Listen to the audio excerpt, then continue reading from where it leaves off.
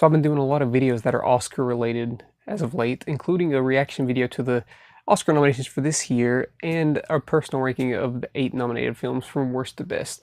But today I wanted to get into the best picture winners of this past decade. Which ones do I view as the best? Just from a personal standpoint, film is very subjective. So if I'm not including a movie that you really love that won Best Picture this year, that's totally cool. I think all the Best Picture winners of this past decade are good movies, but I do think that some of them are better than others. So let's get into it. At number 5, I have last year's Best Picture winner, which is The Shape of Water, directed by Guillermo del Toro.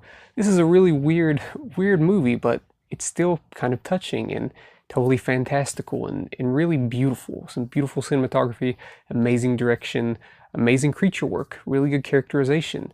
It is the total package for a Best Picture, not to mention that it's sort of a love letter to Hollywood, so it's sort of the thing that the Oscars love to reward, and I absolutely loved that it won Best Picture. It wasn't my favorite out of the nominees from last year, but I did really love it, and bravo to you, Guillermo del Toro. You made a really beautiful movie about a fish monster and a woman falling in love.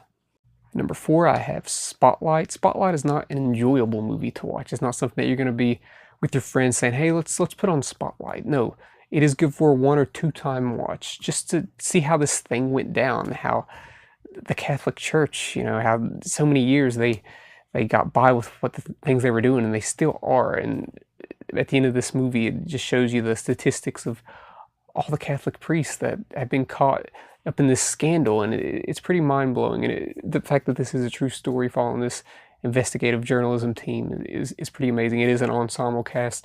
No performance outshines the other. It's just really well done.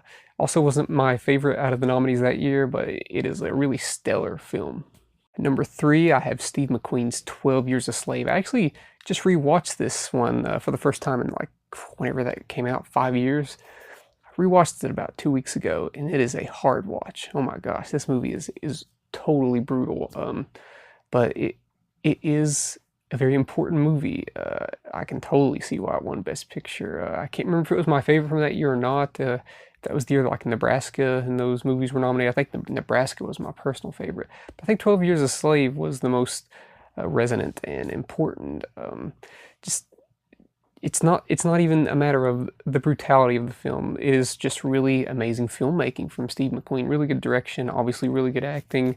Lupita Nyong'o, that was her big breakout performance. Like I said, a really tough watch, but that's not an excuse to not watch the movie. I think everybody should be forced to watch this one at least once. At number 2, I have Moonlight, which I have a poster for right back there. I love Moonlight. Amazing movie. Barry Jenkins' direction, just for a directorial debut, it was mind-blowing. I think I preferred La La Land that year, but whenever Moonlight ended up winning the Oscar, I had no problem with that. Just a beautiful coming-of-age story that we don't see.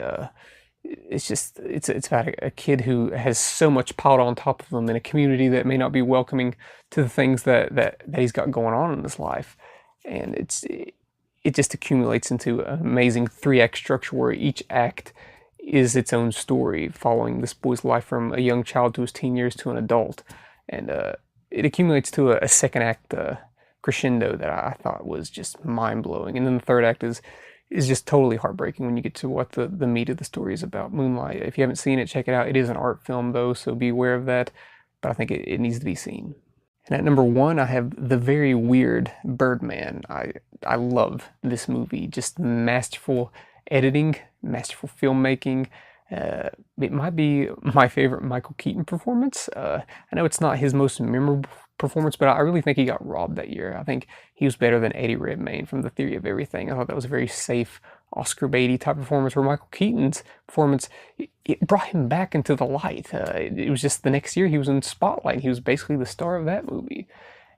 Birdman, I love when the Oscars reward movies like this, which makes me want to see The Favorite win this year, because that's another weird one, but since The Shape of Water just won last year, they might not. But Birdman, I think it's an amazing